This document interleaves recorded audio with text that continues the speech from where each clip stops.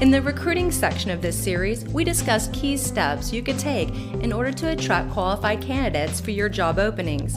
In this program, we'll discuss key steps of conducting effective candidate interviews. This program will guide you in developing a consistent interviewing process, allowing your time to be spent more efficiently. This program will dramatically improve your success in hiring the right people for your team.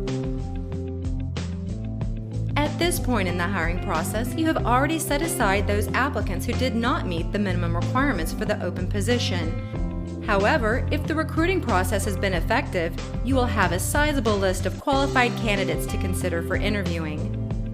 Before you begin interviewing, you should step back and review the job description once more to be certain you have a clear picture of the position to be filled. If you do not have a clear picture of what you're looking for, you're likely to end up with the wrong candidate getting hired.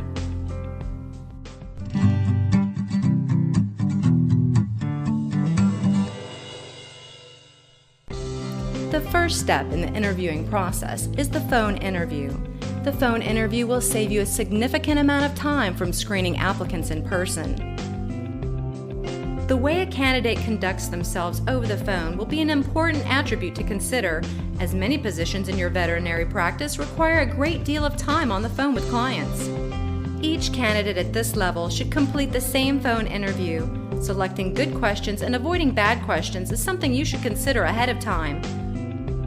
Are there specific times that you cannot work? Can you perform the duties of the job you are applying for? Talk about your previous work experiences as they might apply to the position you are interviewing for. Questions you might avoid include, how many children do you have? When did you graduate from high school? And those questions that relate to religion, race, age, or marital status. The important thing to remember throughout the interview process is that every candidate for a particular position should be assessed using the same process and questions.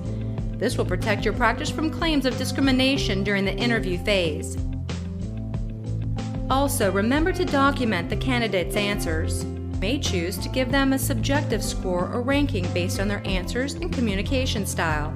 This private score should reflect the candidate's knowledge, the clarity of the candidate's words, the energy and enthusiasm communicated over the phone, and their communication style.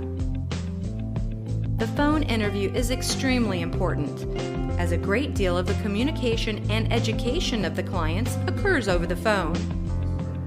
Once all of the phone interviews are completed, you should have narrowed your list of candidates selected for a personal interview.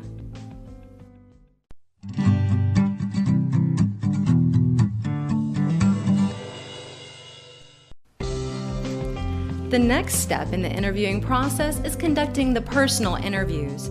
The personal interview is a time to get to know each candidate. It's important to remember that an equal and consistent process must be followed with each candidate. Prior to the personal interview, review the candidate's resume and application so their information is fresh on your mind. During the personal interview process, you should ask each candidate a similar series of questions.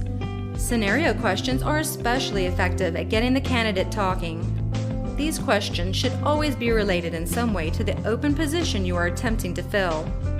A scenario question might be, in one of your past jobs, how did you handle customers or clients that complained about the fees being too high? How did you respond to working with colleagues that may have behaved dishonestly or have done things you didn't approve of? These scenario questions are often very beneficial at predicting their behaviors when placed in similar situations in a future job. When it comes to interview questions in general, whether over the phone or in person, the guiding principle is that you need to be able to demonstrate a job-related necessity for asking the question.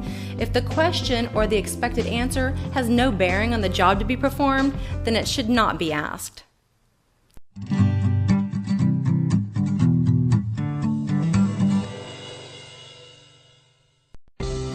Another important step in your decision-making process is checking the candidate's references, both employment and professional.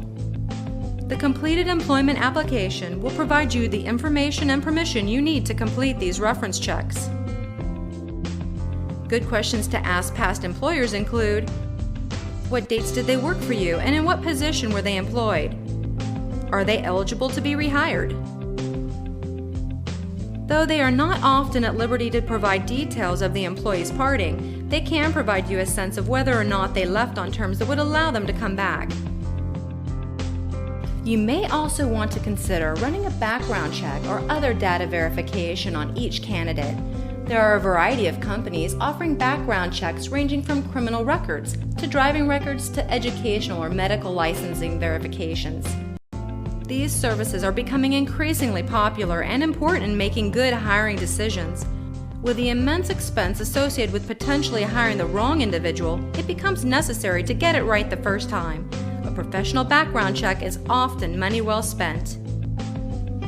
Because hospitals handle drugs and controlled substances, drug testing is another common and recommended practice. If you conduct a drug test on one candidate, you must do the same on every candidate that has reached that same level of the interview process.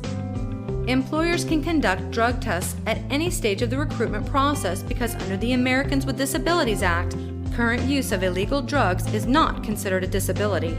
However, the practice should have a policy for dealing with false positive test results and obtain the candidate's permission prior to the drug test. One such policy allows a candidate with a positive result to provide a letter from their physician indicating the presence of a prescribed medication as the cause of the positive drug screen.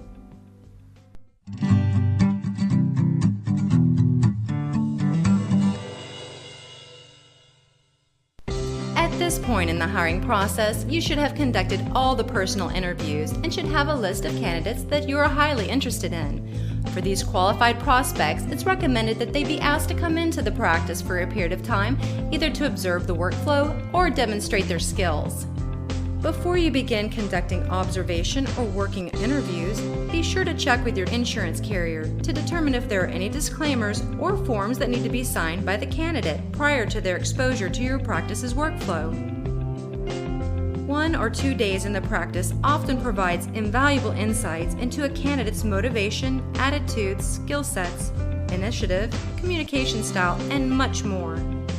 When the observation period or working interview is concluded, it is imperative to collect feedback from those current employees who interacted with the candidate.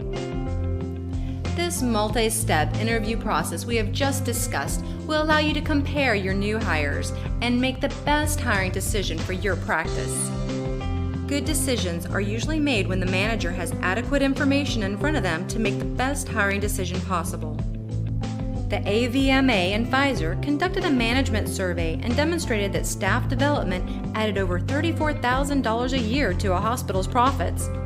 Staff development was defined as a combination of regular performance evaluations, written job descriptions, well-defined performance expectations, and a structured process for selecting and hiring new employees. This clearly shows that hiring the right candidate to join your team is one of the most important business decisions you'll make.